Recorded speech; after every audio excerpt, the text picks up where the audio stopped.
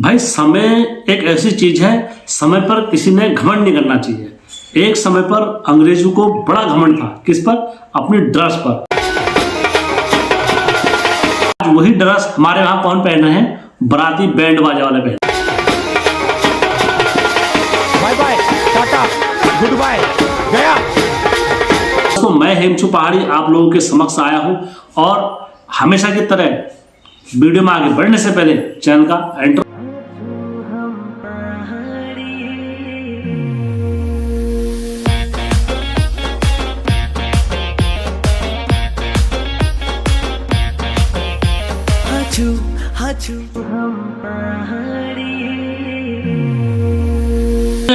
बिरकारा बजरंगी।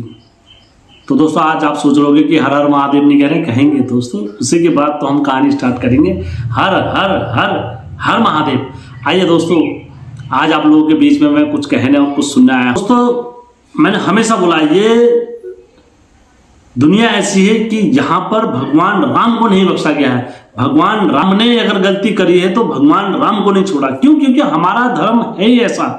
हमारा हिंदू सनातन धर्म में स्वतंत्रता का अधिकार है और शास्त्रकार करने का अधिकार है। जिसने अपने शास्त्र और अपने ज्ञान से दूसरे को संतुष्ट करा है और अपनी बात को सही रखा है, तो वही शास्त्रकार कहलाने का अधिकार है। नहीं तो फिर दोस्तों इस्लाम कहलाने का सबको बोल रहा है। इस्लाम में जैसे बोल दिया कि मौलवी ने जो बात बोल दी वही सही होगी, बाकी और सारी बातें असत्य होंगी। लेकिन आज हमारे धर्म में, पहाड़ी धर्म में, क्या हिंदू धर्म में, आज के समय में दोस्तों भगवानों के मामले में भी कई लोग बिन प्यादे के लोटे बने हुए हैं। कभी इधर लुढ़कते हैं, कभी उधर लुढ़कते हैं, और जहां पर अपना स्वार्थ होता है वहां पर जाके लुढ़कना है, और जहां पर देखा कि हमारा अपना स्वार्थ नहीं है, अपना उठ के। आजकल इंटरनेट पर संत वर्षत कथावाचक करके बहुत सारी विवाद और बहुत चल रही है इंटरनेट पर, सोशल मीडिया पर। और पहले जिन को बोला जा रहा था ये भगवान है, आज उनके कमेंट बॉक्स में उनको भर भर के गाली दी जा रही है। महर्षि दयानंद स्वामी जी ने कहा था कि विद्वानों की बहस में जो मूर्ख लोग होते हैं वो आपस में लड़ जाते हैं और उनका आपस में विध्वंस हो जाता है। दुख की बात है कि संतवाचक और कथावाचक के इस विवाद 25 साल की लड़की 4 जगह वो मुंह मार चुकी होती। जो सबसे मूर्ख होता है वही कथावाचन करता है। जिस दिन हमारे स्वरूप को जान लोगे उस दिन ब्रह्म साक्षात्कार पुरुष जी। मैं चैलेंज करता हूँ प्रेमानंद जी, विकलांग होता है उसको संन्यास का अधिकार नहीं है। जब से सदगुरु भगवान राम भद्राचार्य को भी इस देश में बड़ा बुरा कहा जा में हमारे हिंदू धर्म आपस में बढ़ता हुआ जा रहा है। कोई प्रेमानंद स्वामी जी के साथ है, कोई अनुरुद्धाचार्य जी के साथ है, कोई भद्राचार्य जी के साथ खड़ा है, कोई शंकराचार्य जी के साथ में खड़ा है, तो कोई बागेश्वर धाम बाबा जी के साथ में। इसलिए है कल तक जो राम भद्राचार्य जी को पूरे भारतवर्ष का नहीं पूरे विश्व का एकमात्र गुरु मान रहे थे, जिन्हें कंठस्थ पुराण और कंठस्थ सारी चीजें बिना आंख के भी सभी शास्त्रों का ज्ञाता कह रहे। अचानक से इंटरनेट पर उनको भर भर के गालियां दी जा रही है।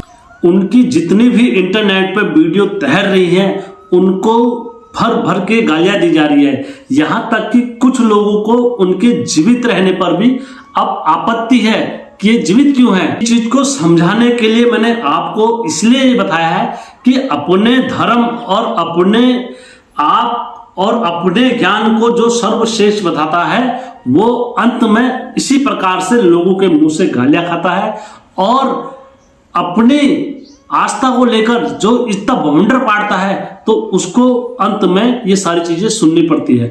तो दोस्तों इसमें शांति से बात करते हैं, आपको भी सुनकर बड़ा हर्ष होगा और बड़ी शांति मिलेगी कि हम जिस बात पर है हम क्या कहने जा रहे हैं। तो दोस्तों इस विवाद को पूरा अच्छे से समझते हैं और मैं आप लोगों को अपने पहाड़ की ओर को मोड़कर लेके आता हूं कि हमारे पहाड़ में क्या चल रहा है और क्यों चल रहा है, किस लिए चल रहा है।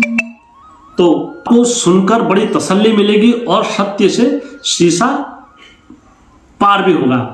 तो दोस्तों यकीन माने मेरा, मैं भी उत्तराखंड का निवासी हूं और मैंने जो अपने बुजुर्गों से सुना है मैं वही आप लोगों से कहूंगा।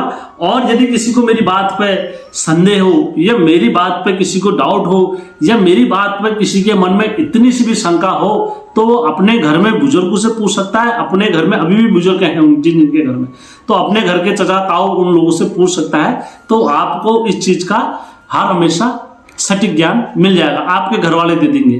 क्यों? क्योंकि दोस्तों मैं कभी मिथ्या नहीं बोलता हूं और कोई भी हवा में तीर नहीं मारता हूं कि हवा में तीर मार दिया और ये सारी चीजें सत्य हो जाएंगी।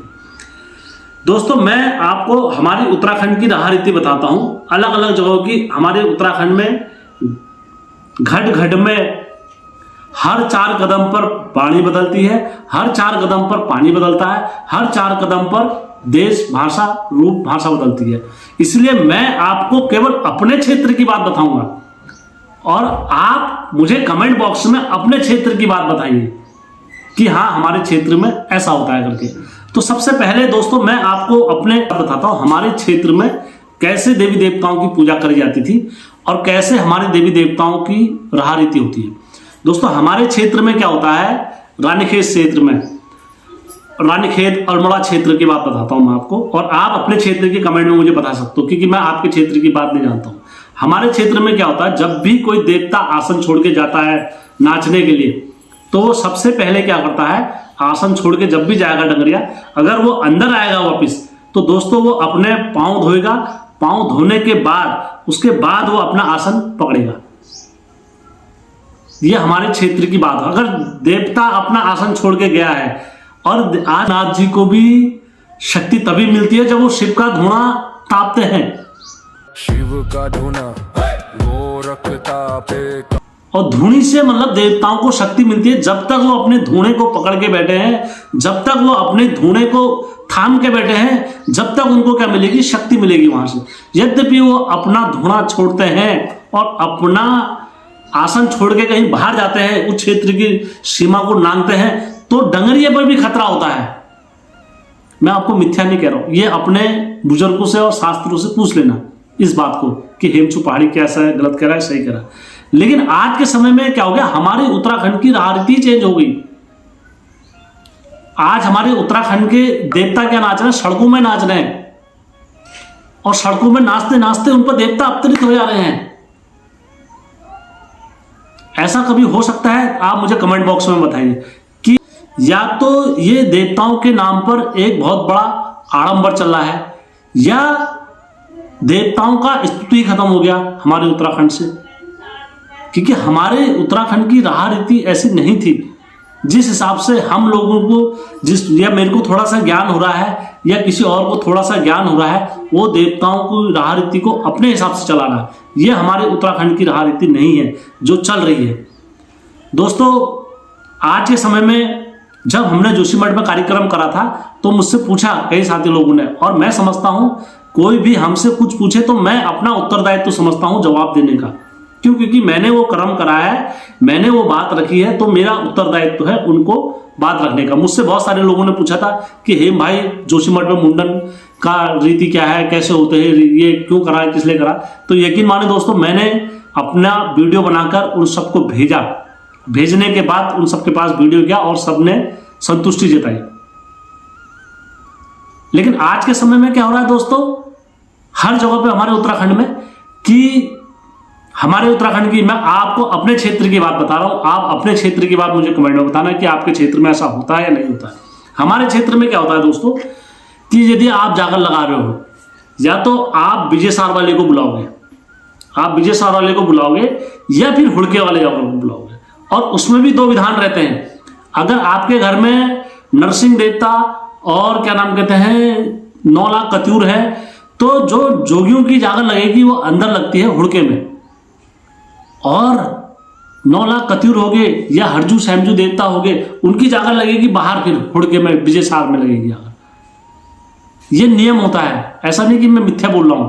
क्योंकि मैंने इसलिए आपको बताया क्योंकि देखो हमारे अभी तो सही है, तुम्हारा दुनिया साथ दे रही है या तुम्हें दुनिया सपोर्ट कर रही है, लेकिन ये बहुत लंबे समय तक नहीं चल पाती है ये चीजें। एक समय पर इंसान गालियां भी भर भर के देते हैं और इंसान विरोध भी भर भर के करते हैं। मैंने आपको दिखाया इतने बड़े बड़े संत को जिनको दुनिया का ज्ञाता मान रहे थे और बोले थे बिगर आग के बिगर उसके इन्होंने इतना बड़ा शास्त्र को कैसे कंट्रस्ट कर लिया, और आज वही इंटरनेट पर भर भर के गालियां खा रहे हैं।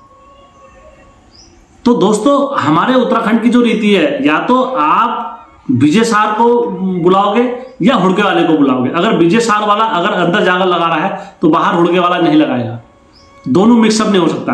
फिर नगाड़ डांगर और ये सारी चीजें अगर तुम एक स्थान पर बजाते हो, एक स्थान पर तुम सारी चीजें बजाते हो, ढोल नगाड़ डामर, तो सबसे पहला प्रश्न चिन्ह ये उठता है वो धुनी किसकी है उस टाइम पर, वो धुनी किसकी है, किस देवता की है मुझे बताओ। या कतिरू की है 9 लाख, या हरजू की है, या शैमजू की है, या गरदेवी की है जो नगाड़ में नाचती है, या जो डूंगर में नाचती है उनकी है। एक धुनी कुल लगाई है और एक धुनी में इतने बाजे बज जाएं तो दोस्तों ये प्रश्न चिन्ह हो जाता है। ऐसा नहीं कि मैं वो कह रहा हूं, देखो एक होता है प्रदर्शनी करना अलग चीज है, लेकिन एक हमारे देवी देवताओं की पूजा होती है। मैं केवल आपको अपने क्षेत्र की बात बता रहा हूं। हमारे क्षेत्र में क्या होता है, हमारे क्षेत्र में यद्यपि अगर देवताओं की जाकर अंदर लगेगी तो अंदर लगेगी, और यद्यपि वो बाहर लगेगी तो फिर वो बाहर लगेगी।